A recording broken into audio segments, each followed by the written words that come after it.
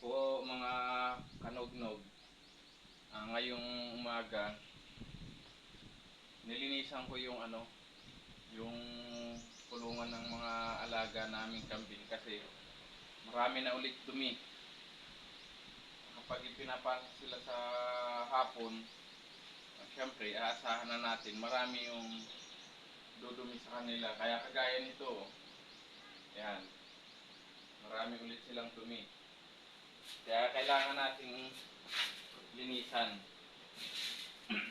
Kahit po mga kanugnog yung kulungan ninyo ay may sahig, mas maganda pa rin na mawawalisan pa rin natin kahit na sahig yan para pagka na yung mga dumi nila ay napaka nila, hindi masyadong didikit doon kapag lagi nating nawawalisan yan.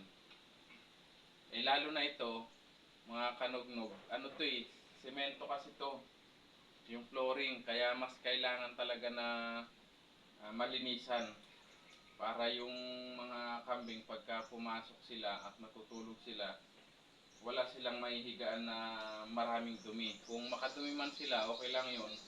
Yun lang yung dumi nila mula nung ipasok sila sa hapon. Kaya dapat pagka umaga, wawalisan din yung mga kulungan ng mga kambing.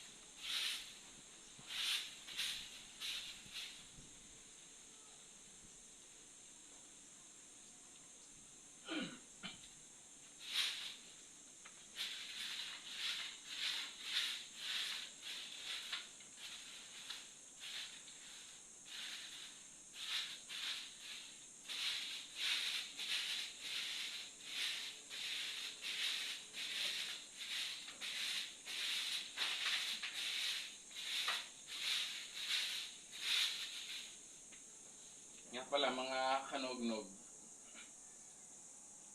napansin ko lang na talagang kailangan din walisan yung mga ganitong sementadong flooring ng kulungan ng kambing kasi itong mga kambing namin, napansin ko pagka yung halimbawa yung ihi nila tapos nandito sa flooring, pagka yan ay nandyan na, tapos halimbawa ay bibigyan mo sila ng pagkain ng damo at ilalapag mo dito sa flooring, halos ayaw nilang kainin kasi yung ihi nila, yung amoy ng dumi nila naamoy nila, parang ayaw din talaga nila.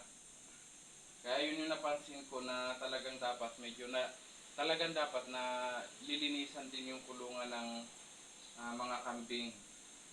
Ewan ko lang sa ibang mga kambing pero kasi yung nalagaan ko tong mga kambing na ito, yun yung napansin ko. Pag naamoy nila yung dumi at yung singaw ng ihi nila at nasa lapag yung damo, halos ayaw nilang kainin. Kaya ang ginagawa namin, kapag medyo umaambon at talagang malamig yung panahon, hindi namin sila basta inilalabas na isuga sa mga damuhan.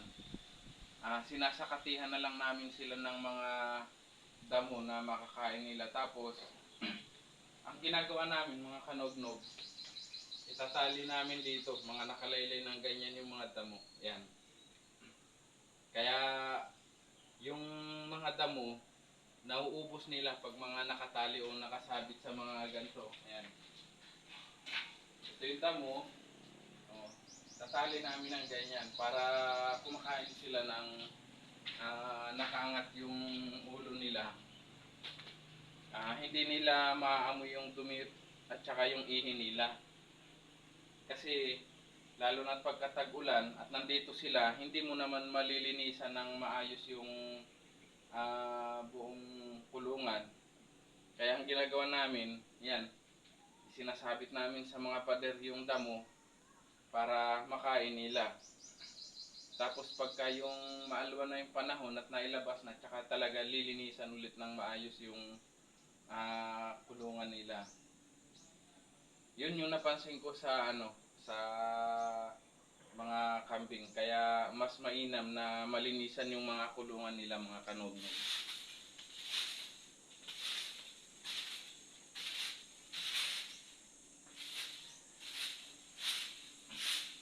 Kahit din pala mga kanugnog yung halimbawa ay maglalagay kami ng painuman nila dito, tapos hindi pa nalinisan yung sahig, tapos may mga dumi at ihi sila dyan, pagka naglagay dito ng tubig, halos ayaw din nilang inumin.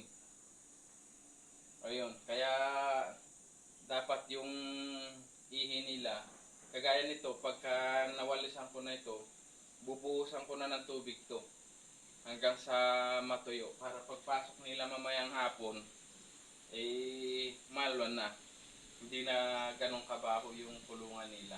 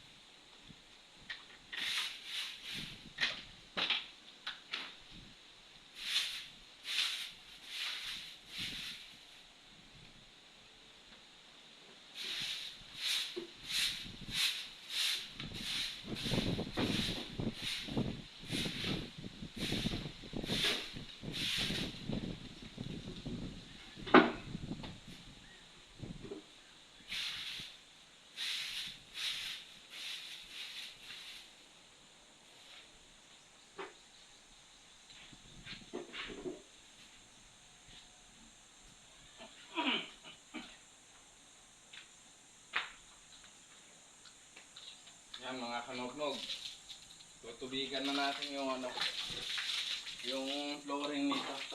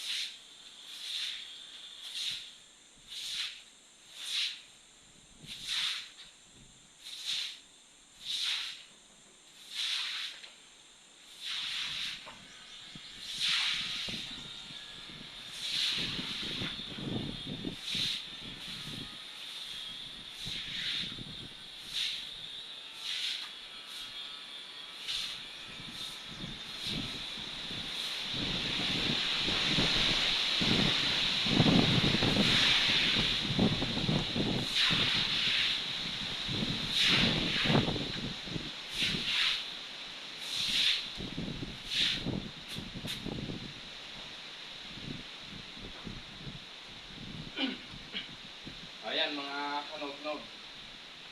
Mamaya iigib pa ako kasi para mabuhusan ko ulit ito, medyo mabanlawan para yung mga amoy nila dito hindi na ganun kabaho. Tapos tamang tama, malakas yung hangin mga kanognog. Malakas yung hangin ngayon dito, madaling matuyo yung flooring. Tapos mapapalid nila yung ano, mapapalid ng hangin yung amoy nito, yung singaw nito. Ayan lang po muna mga kanognog yung video ko ngayon kasi higip muna ako tapos babanlawan ko pa itong loob ng kulungan ng mga kambing. Nga pala mga kanognog, maraming salamat sa mga nagpa-follow sa akin, sa mga nag-share, mga nagla-like, tsaka pwede pa rin kayo mag-comment. Comment nyo po mga kanognog kung kayo ay mayroong alagang kambing, tapos anong klaseng kulungan meron sila, tapos kung paano nyo nililinisan. Baka meron akong makuhang mga ideya din sa i-comment ninyo na baka mas maganda pa para maging maayos yung pag-aalaga namin ng kambing. Yun lang mga kanognog. Yung sa mga hindi pa nakapag-follow at mapanood nyo yung video ko na to, kung interesado kayo, salamat kung kayo po ay makapag-follow. Tapos mag-like, share, tapos comment na rin po kayo para mabasa ko yung mga sasabihin nyo at baka merong mas magandang comment na masasabi kayo. Baka makakuha ako ng magandang ideya sa pag-aalaga ng kambing. Yun lang mga kanugnog, naglinis lang ako ng kulungan ng kambing para mamayang hapon pagka ipinasok namin sila ay malinis na yung kanilang kulungan at saka hindi na masyadong maamoy yung yung mga dumi at hindi nila. Yun lang po mga kanugnog. Tapos comment nyo rin po pala mga kanugnog na kagaya kong nag-aalaga ng mga kambing o kaya kahit tupa, baka, kalabaw. Kung yung lugar nyo po ba ay malinis na dahil sa mga alaga nyong hayop o kung nagsasakati kayo para mapakain yung mga alaga nyo, kung anong kulungan meron sila, kung ipinapasok nyo ba sila sa kulungan pagkahapon, comment nyo rin po mga kanugnog para malaman ko rin, makakuha rin ako ng magandang ideya sa inyo. Maraming salamat mga kanugnog. Ito lang po yung video natin.